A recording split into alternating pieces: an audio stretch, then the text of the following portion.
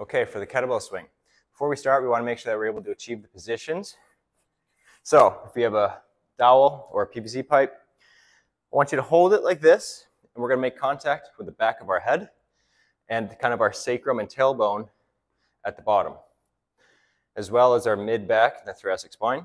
So from here, we're just going to learn what it feels like to hinge without curving or bending at that low back.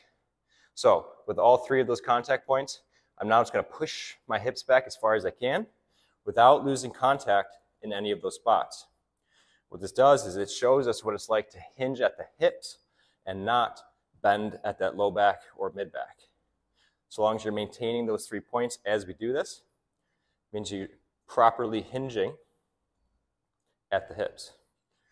Good start drill before we start doing the kettlebell swing. Give it a try. Okay, next we'll grab a kettlebell, and I want you just to hold it just below your chest here, and we're going to do the same thing where we're going to hinge at the hips, and we're going to work on maintaining that spine position like we just practiced. Okay, so this is what it feels like without that feedback, to hinge at the hips while maintaining that neutral back, that we're getting this motion from the hips and not from the low back or mid back. So give this a try after you've done your hinge drill, pushing your hips back as far as you can and working to maintain that spine posture. Give that a shot. Okay, next what we're going to do is actually a kettlebell deadlift. So we're going to work on that same motion where we're hinging back, keeping that neutral spine, and we can bend at the knees as well. And then we're just going to go straight up with the kettlebell deadlift. From the side, we're using those mechanics we just learned. We're pushing our hips back, keeping our low back from bending or rounding, squatting down, come back up, right? So hinging here like this, but now we're coming straight up with that kettlebell. Give that a shot. Okay, and now let's do the kettlebell swing.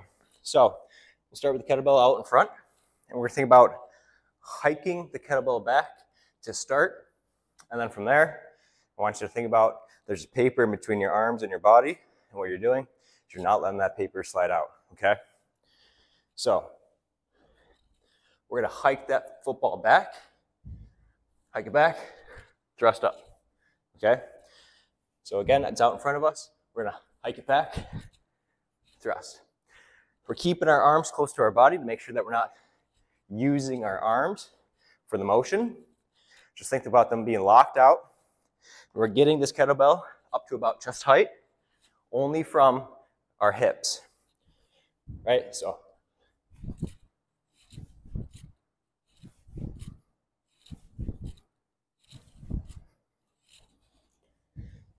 go ahead, practice that. Do about 5 reps at a time to get the timing down, and then go from there. Give it a shot.